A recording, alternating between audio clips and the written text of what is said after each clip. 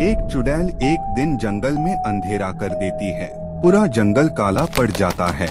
उस जंगल में गलती से एक कपल जिनकी नई नई शादी हुई होती है वो आ जाते हैं। लड़के को देखकर चुड़ैल का मन डोल जाता है। वो लड़की के शरीर में घुस जाती है।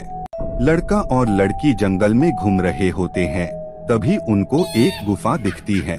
चुड़ैल अपनी शक्तियों से बारिश करवा देती है। वो दोनों बारिश से बचने के लिए उस गुफा में चले जाते हैं। अब उस गुफा में वो दोनों क्या करते हैं देख। बारिश रुकने पर वो दोनों घर वापस आते हैं। घर वापस आने के कुछ दिन बाद उनको पता चलता है कि वे माँ बाप बनने वाले हैं। यह सुनकर वो दोनों बहुत खुश हो जाते हैं। लड़के को पता नहीं था कि उसकी पत्नी के ऊपर चुड़ैल का साया है।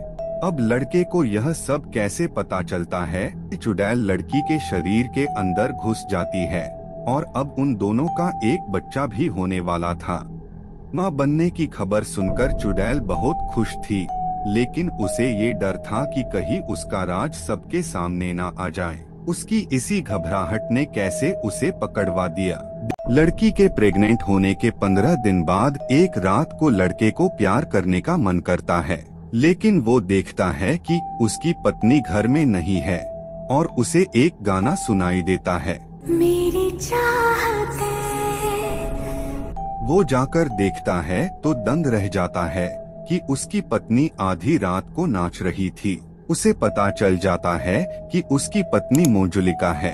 अब वो लड़का क्या करेगा? वो उसे मार भी नहीं सकता था क्योंकि उसका बच्चा उसके पेट में था। अब वो लड़का क्या करेगा? जब लड़के को पता चलता है कि उसकी पत्नी चुड़ैल है तो वो डर जाता है। अगली सुबह वो एक बाबा के पास जाता है, उन्हें सब बताता है। बाबा कहते हैं, चिंता मत करो, वो चुड़ैल तुम्हें कोई हानि नहीं पहुंचाएगी। वो बस एक पत्नी का सुख भोगना चाहती थी क्योंकि उसकी मृत्यु शादी के मंडप में हुई थी। बच्चे को जन्म देने के बाद वो तुम्हारी पत्नी के शरीर को छोड़कर चली जाएगी। ये सुनकर लड़का अपने घर आकर शांति से अपनी पत्नी के साथ रहने लगता है।